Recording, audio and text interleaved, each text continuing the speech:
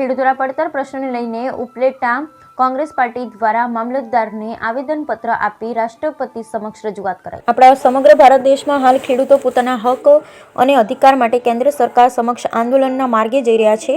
ઘણા સમયથી ખેડૂતોની પડતર માંગો સરકારે વાયદા કરી અને પૂરી પણ કરી નથી। આ ખેતી પ્રધાન દેશમાં ઘણા ખેડૂતો તેમજ મજૂરોની રોજગારી ફક્ત ખેતી ઉપર હોય છે। હાલના સમયમાં ખેડૂતો અનેક સમસ્યાઓથી ઘેરાયેલા છે, જેમાં અતિવૃષ્ટિ, વાવાઝોડા, કમોસમી વરસાદ તેમજ કુદરતી આફતોથી ખેડૂતોને ખૂબ મોટી નુકસાની વેઠવાનો વારો આવે છે।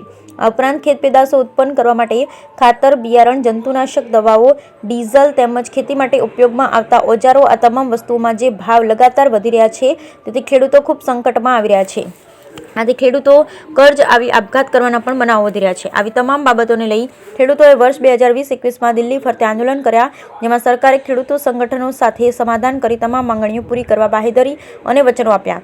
તે મુદ્દા ઉપર હાલ સુધી કોઈ કાર્યવાહી કરવામાં આવી નથી, ત્યારે ફરી એકવાર ખેડૂતોએ કોંગ્રેસ પાર્ટી સાથે મળી ઉપલેટા મામલતદારને આવેદનપત્ર પાઠવી દેશના રાષ્ટ્રપતિ સમક્ષ ખેડૂતોની લાગણી અને માંગણી અંગે જાણ કરી ખેડૂતોને પડતર પ્રશ્નો હલ કરવાની અપેક્ષાની સાથે રજૂઆતો કરાઈ હતી। બ્યુરો રિપોર્ટ વિપુલ ધામેચા, ઉપલેટા।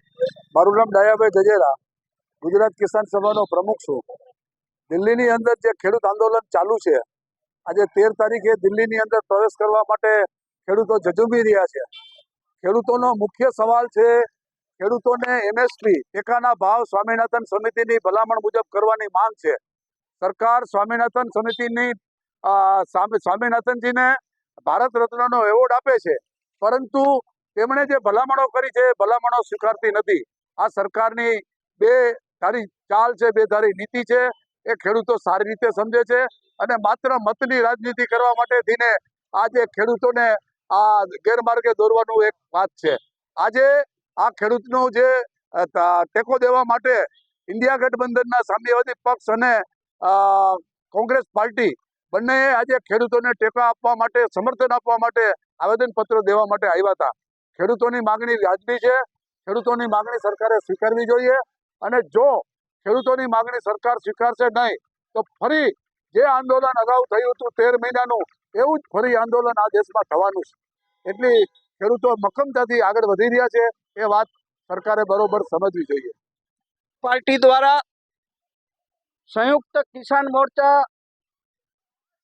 એ આખા દેશની અંદર ચાલો દિલ્હી નું જે એલાન આપ્યું છે, ખેડૂતોના જે પ્રશ્નો છે એ પ્રશ્નોને સમર્થન કરવા માટે ઉપલેટા તાલુકા કોંગ્રેસ અને ઉપલેટા શહેર કોંગ્રેસ દ્વારા રેલી આકારે રાષ્ટ્રપતિજીને એ પ્રશ્નના ઉકેલ માટે અમે સૌએ રજૂઆત કરતું આવેદનપત્ર આપ્યું છે અને આગામી 16 તારીખે સંયુક્ત કિસાન મોરચા દ્વારા ગ્રામ્ય વિસ્તાર બંધનું જે એલાન આપ્યું છે એ એલાનને પણ કોંગ્રેસ પાર્ટી સમર્થન આપે છે અને ધોરાજી તાલુકો અને ઉપલેટા તાલુકાના ગ્રામ્ય વિસ્તારોની અંદર 16મી તારીખે કિસાનો સ્વયંભૂ રીતે ગામડાઓ બંધ રાખે એના માટે કોંગ્રેસના કાર્યકર્તાઓ ગામડે ગામડે ઘૂમી અને ખેડૂતોના પ્રશ્નને વાચા આપવાનો પ્રયત્ન કરશે।